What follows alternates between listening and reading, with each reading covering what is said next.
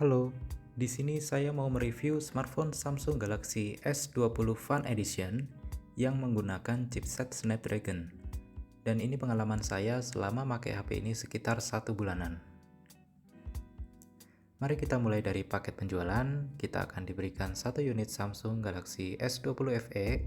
Di sini saya pilih warna Cloud Navy, 1 SIM ejector, 1 charger bawaan dengan output 15 watt, dan buku-buku panduan. Impresi pertama ketika saya lihat HP ini ya sebenarnya biasa aja. Karena desain bagian belakangnya tuh menurut saya gak beda jauh sama desain-desain belakang yang ada di pasaran. Mungkin yang bikin beda di seri FE ini adalah pilihan warnanya yang lebih banyak. Tapi karena saya juga milih warna yang cukup netral, alhasil nggak ada yang terlalu menarik di sisi desain bagian belakang ini. Oh iya, bodi belakang ini memiliki material plastik dengan finishing yang bagus. Saya personally suka material plastik seperti ini karena sidik jari nggak begitu terlihat menempel dibandingkan dengan material kaca. Bagian depan HP ini memiliki layar sebesar 6,5 inch yang saya rasa cukup besar ya, sehingga akan lebih nyaman untuk digunakan dengan 2 tangan. Layarnya hanya diproteksi dengan Corning Gorilla Glass 3, tidak sehebat saudaranya Galaxy S20 yang sudah menggunakan Gorilla Glass 5. Layar ini memiliki resolusi sebesar Full HD dengan kerapatan layar 407 ppi. Penggunaan layar tipe Super AMOLED membuat warna yang ditampilkan sangat cerah. Selain itu, layar HP ini juga mampu untuk menampilkan gambar dengan refresh rate 120 Hz, yang menurut saya perbedaannya cukup kerasa dibandingkan dengan refresh rate 60 Hz. Transisi antara aplikasi dan scrolling terasa lebih halus.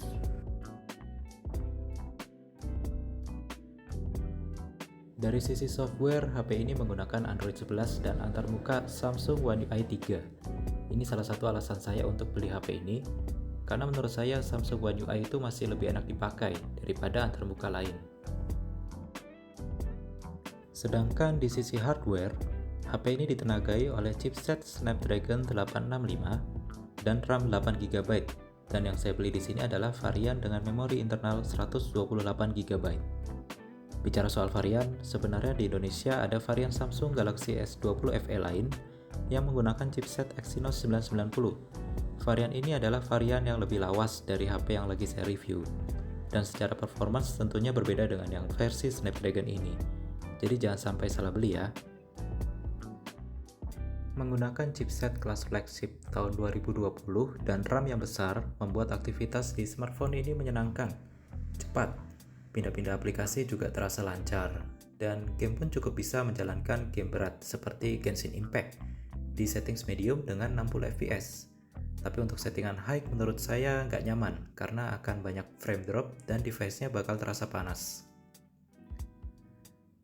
Untuk game lain yang nggak seberat Genshin seperti Asphalt 9 sih udah pasti mentok high dan nggak ada frame drop. Device juga nggak terlalu panas untuk main game-game sekelas ini. Beralih ke bagian kamera. Di bagian depan ada selfie kamera dengan 32 megapiksel dan di bagian belakang ada triple kamera dengan masing-masing 12 megapiksel wide, 8 megapiksel tele, dan 12 megapiksel ultra wide. Hasil dari kamera belakangnya menurut saya sangat bagus. Detailnya dapat, tajam, terus warnanya juga tidak lebay. Rasanya HP ini tuh selalu siap untuk dipakai foto outdoor, indoor, ataupun low light.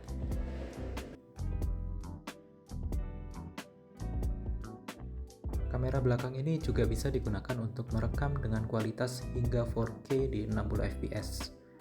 Bagian kamera belakang ini menurut saya bagian yang paling bagus di HP ini.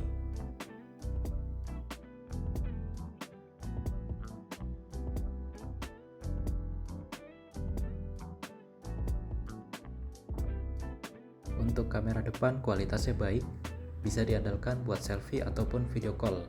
Masih terasa bagus lah.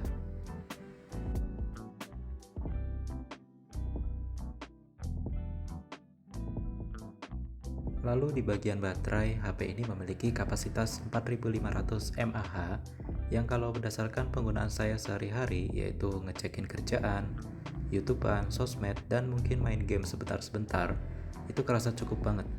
Saya biasanya masih memiliki sisa baterai sekitar 15-20% saat mau tidur. Untuk kecepatan charge-nya, Saat mengisi daya dari 26% hingga penuh, menggunakan charger bawaan dibutuhkan waktu sekitar 1 jam 12 menit, yang lumayan cepat ya. Tapi kalau mau lebih cepat lagi bisa beli aksesoris charger tambahan yang memiliki output 25 watt, sehingga waktu bisa berkurang menjadi 56 menit. Ya beda sekitar 20 menitan lah. HP ini juga support wireless charging dengan maksimal daya 15 watt. Kecepatannya lebih lama ya dari charger menggunakan kabel. Di sini dari 28% butuh waktu sekitar 1 jam 24 menit hingga penuh. Jadi kalau sedang butuh charging cepat ya lebih baik pakai kabel.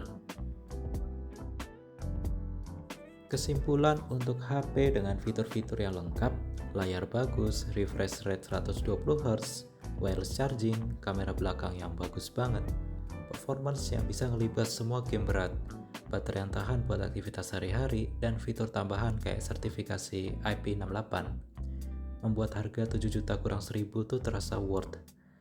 Menurut saya HP ini cocok buat teman-teman yang pengen HP Samsung, yang paling mending, yang price to performance-nya wajar.